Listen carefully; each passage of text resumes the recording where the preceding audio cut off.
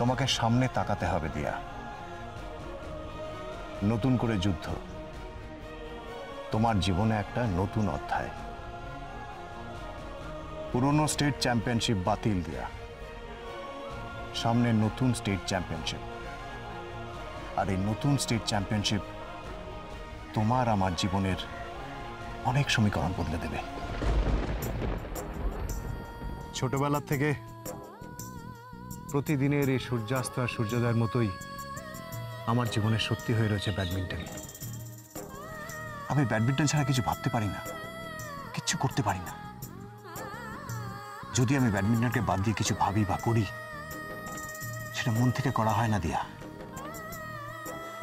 তুমি ভাবছো আমি তোমাকে কেন এসব বলছি দিয়া? আমি তোমাকে বোঝানোর চেষ্টা করছি যে ব্যাডমিন্টনকে এমনভাবে ভালোবাসো, এমনভাবে আঁকড়ে ধরো যাতে ব্যাডমিন্টন তোমার জীবনের সবচেয়ে বড় সত্যি হয়ে ওঠে, তোমার জীবনের একমাত্র লক্ষ্য হয়ে ওঠে দিয়া।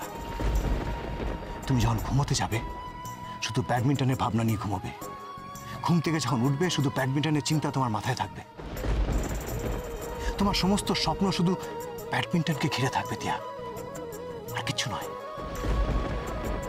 তুমি আর ব্যাডমিন্টন, তোমাদের সম্পৃক্ত হতে হবে।